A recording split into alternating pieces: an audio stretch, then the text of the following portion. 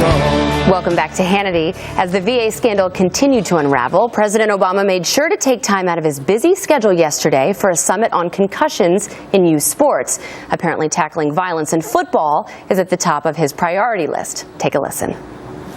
We've got to have every parent and coach and teacher recognize the signs of concussions, and we need more athletes to understand how important it is to do what we can to prevent injuries and to admit them when they do happen. So, right, we have to change a culture that says you suck it up. Identifying a concussion and being able to self-diagnose that this is something that I need to take care of doesn't make you weak. It means you're strong. Joining me now with reaction is legendary Notre Dame football coach Lou Holtz. Coach, thank you for being here. So the suck it up culture, he's talking about it on a day when veterans are dying. There's a huge scandal going on at the VA. Do you think this is any of his business?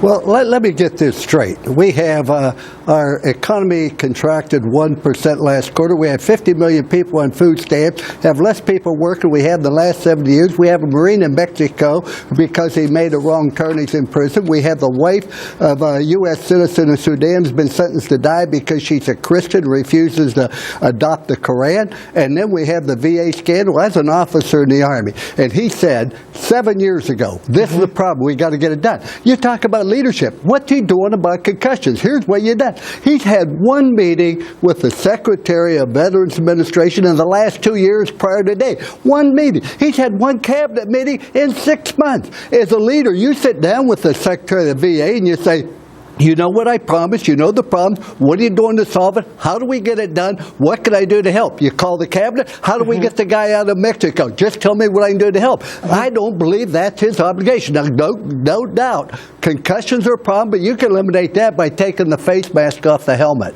But is it, Coach, the president's responsibility to stick his nose in the business of football? And it seems to me, Coach, that he has a problem with football, because you remember this infamous quote that he made earlier this year. He said, I would not let my son play pro football. These guys, they know what they're buying into. It's no longer a secret. It's sort of the feeling I have about smokers, you know? Why doesn't he like football? Okay, he has the right to say that, but the football has been my life. I've seen thousands of people's lives change because they played football. They become productive citizens, good fathers, good husbands, and good workers. The football is a great sport. I understand why one like it, because number one, if you're going to play football, you have to be held accountable. You have to be responsible. You have an obligation to other people. You have to work hard. You have to sacrifice. Doesn't matter about race. Doesn't matter about creed, about financial status. It's all about productivity and what you do. And let's look at a sport called rugby. It's tackle football, but they don't wear a helmet. Why aren't there all kind of concussions there? Because they don't use their head. Everybody uses their head. Years ago, when I first started playing, we didn't have concussions because you didn't use your head. You tackled, you wrapped your arms, etc. But I think football is a great sport. We have to do something about it, but I don't believe that's the president's obligation when he has so many other things that he's responsible for. He's not making suggestions anymore. He's making decisions. That's the difference when you're the head of an organization. When I was the head football coach, I would have to call in a staff member. What's the problem? What do we have to do? How do we get it done? And you do it all the time. They know you're on top of it, and you're on top. Then you'll say, oh, gee, I heard about it on the news. Coach Holtz, you, I'm sure, learned a lot of lessons on the football field. I think there's probably a lot of valuable lessons for playing a team sport like football. I do agree with you. Concussions are an issue. You mentioned the way of tackling is a problem. Who do you think should address this issue? Is it the NFL? Is it the players' union? And you mentioned before the tackling issue. What else can we do to fix this, aside from having the president hold summits? I think it's the obligation of everybody, including the coaches, including the NCAA, including the NFL, and including the players as well. As I never had a heat problem with a player, I told him, hey, that's your obligation about your safety. Don't use your head. You can get hurt, injured. And I don't give mouth-to-mouth resuscitation on anybody unless you're a girl over 21, under 29. So don't expect me to come to your aid. You're responsible for your health, and don't use your helmet, because if you do, you aren't going to play for me. Do you think the players want the president to get involved? How do you think the players feel about this?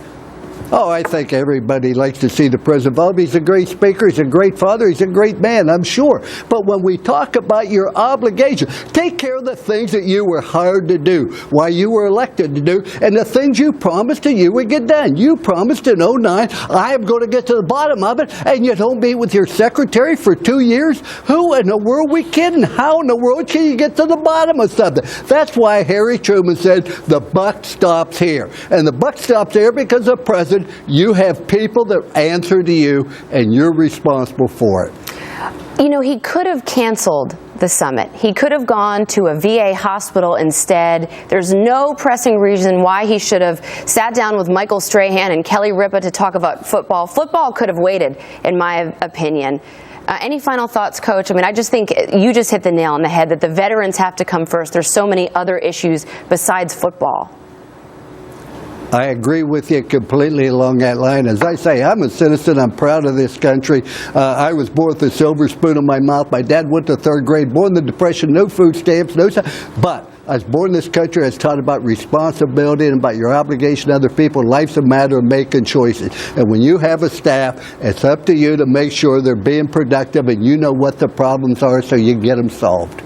Coach, thank you. Thank you for having me.